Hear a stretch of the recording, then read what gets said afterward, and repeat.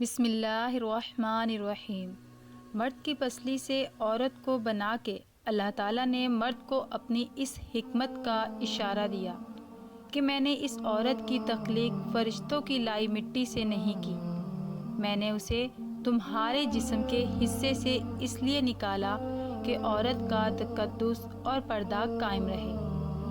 فرشتوں کو بھی خبر نہ ہونے پائی کہ زمین کی لائی ہوئی کس مٹی سے عورت کی تخلیق ہوئی، یعنی عورت کے تقدس کی حد تو دیکھیں کہ فرشتوں سے بھی اس کی بناوٹ کا پردہ لازم قرار دیا گیا، اور پہلی عورت اس مرد کی پسلی سے نکلی جس کی وہ منکوحہ کہلائی۔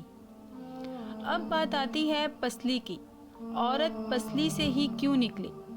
کیا ٹیڑھا پن وہیں سے ملا؟ نہیں، یہاں بھی حکمت سے خالی بات نہیں ہے۔ انسانی جسم میں دل اور بہت نازک حصے پسلی کے پیچھے چھپے ہوئے ہیں، یعنی پسلی کے ایک ڈھال ہے۔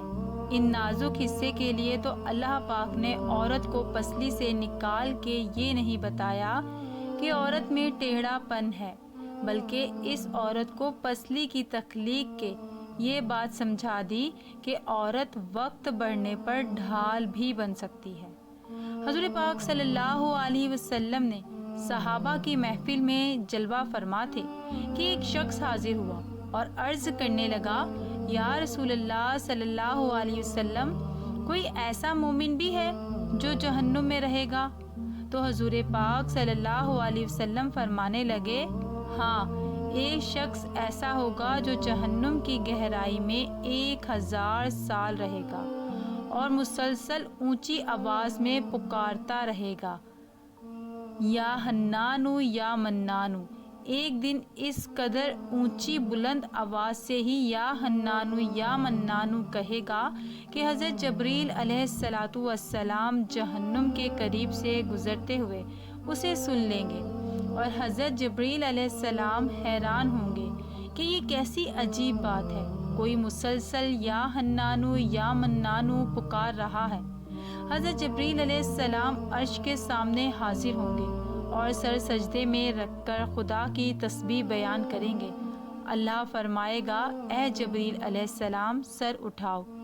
جیسے ہی حضرت جبریل علیہ السلام سر اٹھائیں گے تو اللہ پاک فرمائے گا کہ بتاؤ جبریل علیہ السلام، کیا عجیب دیکھا؟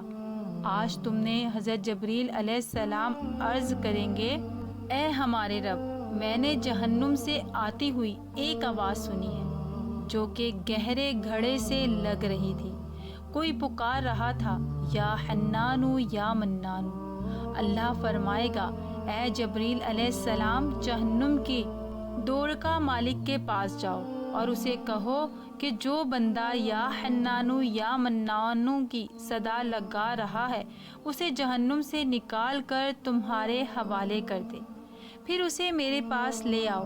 حضرت جبریل علیہ السلام جہنم کے دروازے پر تشریف لے جائیں گے، دروازے پر دستک دیں گے، مالک باہر آئیں گے، حضرت جبریل علیہ السلام انہیں اللہ پاک کا حکم سنائیں گے، حکم سن کر مالک جہنم کے اندر جائیں گے۔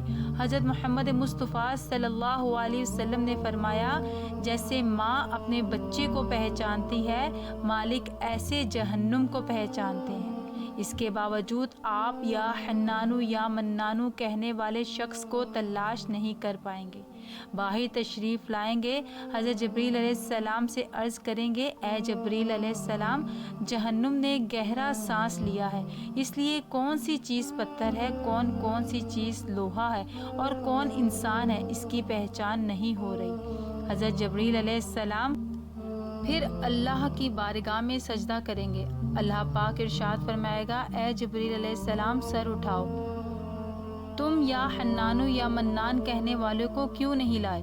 جبریل علیہ السلام عرض کریں گے، مولا، درکا جہنم مالک نے بھی معذرت کر لی ہے، کہتے ہیں جہنم نے گہری سانس لی ہے، اس وجہ سے پتھر، لوہے اور انسان کے درمیان کوئی فرق نہیں بچا ہے، تو یہ سب جل کر کوئلہ بن چکے ہیں، کس چیز کی پہچان نہیں ہو رہی؟ اللہ فرمائے گا، جبریل جبریل مالک سے کہو میرا بندہ جہنم کے فلاں گڑھے میں فلاں کونے میں اس حالت میں پڑا ہوا ہے۔ حضرت جبریل علیہ السلام جہنم کے دروازے پر جائیں گے اور حضرت مالک کو یا حنانو یا منانو پکارنے والے کا پتہ بتائیں گے۔ حضرت یعنی کہ مالک جہنم کے اندر جائیں گے اور دیکھیں گے ایک شخص ہے، اس کے پاؤں اس کی پیشانی کے ساتھ اور اس کے ہاتھ گردن کے ساتھ بندھے ہوئے ہیں اور جہنم کے سانپ بچھو اس کے ساتھ لپٹے ہوئے ہیں۔ حضرت مالک اس کی زنجیریں توڑ دیں گے اور جہنم سے نکال کر حضرت جبریل علیہ السلام کو حوالے کر دیں گے۔ حضرت جبریل علیہ السلام اسے عرش الہی کے سامنے لا کر حاضر کریں گے، سر سجدے میں رکھیں گے۔ اللہ پاک فرمائے گا جبریل علیہ السلام سر اٹھاؤ۔ جبریل علیہ السلام سر اٹھائیں گے۔ اب اللہ پاک اس بندے سے فرمائے گا اے بندے، کیا میں نے تیرے بہترین تخلیق نہیں کی تھی؟ کیا میں نے تیری طرف رسول نہیں بھیجے تھے؟ کیا میرے رسولوں نے تمہیں میری کتاب نہیں سنائی تھی؟ کیا میرے رسولوں نے تمہیں نیکی کا حکم نہیں دیا تھا؟ کیا تجھے برائی سے منع نہیں کیا تھا؟ وہ بندہ ساری باتوں کو مانے گا، اقرار کرے گا، یا اللہ تو نے میری بہت اعلیٰ تخلیق فرمائی، تیرے رسول بھی تشریف لائے اور انہوں نے تیرے احکام بھی سنائے۔ اللہ پاک فرمائے گا فلاں فلاں گناہ کیوں کیا؟ وہ عرض کرے گا یا اللہ میں نے اپنی جان پر ظلم کیا جس کی سزا مجھے جہنم میں ڈال دیا گیا۔ اے اللہ اس کے باوجود میری امید نہیں ٹوٹی، مجھے تیری رحمت سے امید تھی، یا حنانو یا منانو پکارتا رہا۔ مولا تو نے مجھے اپنے فضل سے جہنم سے نکالا ہے، یا اللہ مجھ پر رحم فرما۔ اللہ پاک فرمائے گا اے فرشتوں گواہ ہو جاؤ، میں نے اس پر رحم کیا اور اسے معاف کر دیا۔ ناظرین آئیے اپنا محاسبہ کرتے ہیں، کیا ہم میں کوئی ایسا ہے کہ جو کہہ سکے کہ میں اپنے ایمان کا حساب کر سکتا ہوں؟ اپنے گریبانوں میں نظر ڈالیں، کوئی ایسی خوبی جس پر ہمیں یقین ہو کہ ہمیں دوزخ میں نہیں ڈالا جائے گا؟ ہزاروں سال کی عبادتیں بھی رد ہوتی ہیں دیکھی ہیں، تو بس اللہ سے دعا کرتے رہیں کہ اے اللہ ہم جانتے ہیں کہ اگر ہمارے ایمان کا سخت حساب لیا گیا تو یقیناً ہم نہیں بچ پائیں گے، ہم بے حد گناہ گار ہیں، لیکن اے اللہ پاک ہم تیری رحمت کا سوال کرتے ہیں، ہم سے حساب اپنے عدل و انصاف پر نہ لینا بلکہ ہم پر اپنی رحمت اور عطا کا سایہ رکھنا۔ اے اللہ پاک ہماری دعاؤں کو قبول فرمانا، آمین یا رب العالمین۔